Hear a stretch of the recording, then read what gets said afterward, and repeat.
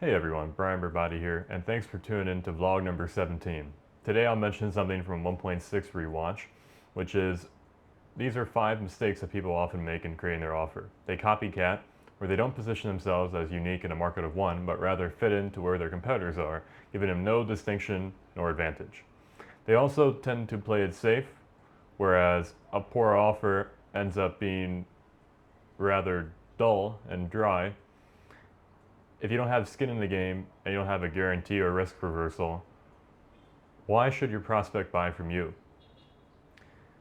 Many people also often complicate their offers in ways where it becomes a couple paragraphs and far too detailed, especially if they start to describe what their actual product is rather than the result. Try to make it as concise as possible.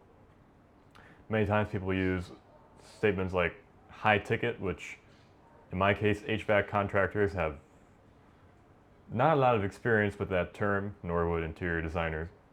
And then do not build your offer around your product. This is the worst mistake you can make, because if you actually have a bold claim and people care about, you will be able to get that skill set you need. So don't limit your promises, don't limit your claims to where your mindset is, but use those claims to stretch your skill set, which is something that I'm definitely struggling with quite a bit now. And I need to take this one very much to heart. 4-hour breakdown of work. And I've not done any academy watching yet today, but I want to get this vlog out of the way. So what I'll do is I plan to spend a good few hours watching, getting through module 2. I got through module 1. I'm partway through module 2. I'm in 2.2 right now. And then I'm partway through module 3 because I went ahead and started module 3 also because of the overload and methodology that I'm in right now. And this breakdown was half an hour mindset, 3.5 hours of overload. So it kind of was a partial overload because it wasn't that much in time. But I feel as though I really need a day and a half off.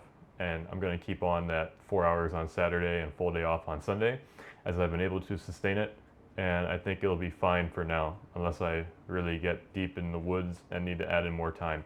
All habits completed. The academy will be completed by the end of the day. Decent focus and output.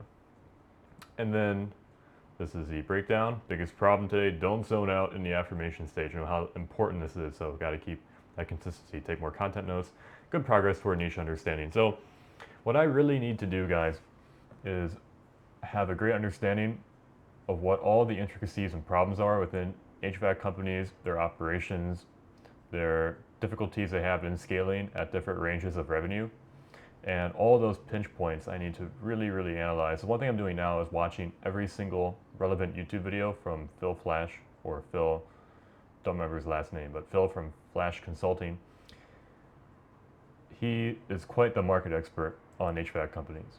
I want to compile all that information, download it in my mind, and then be able to use that for my first solution, which will be local SEO, and then stack on other solutions that these contractors will need over time once I improve my actual initial offering. I can deliver it well, and I can structure it in a way where I get decent results. So we start off with the local SEO, then we top on database reactivation ads, and then we can also add in some email and text marketing, long-term content calendars for customer base, and then of course actual website design would fall in there somewhere. Perhaps I would white label it.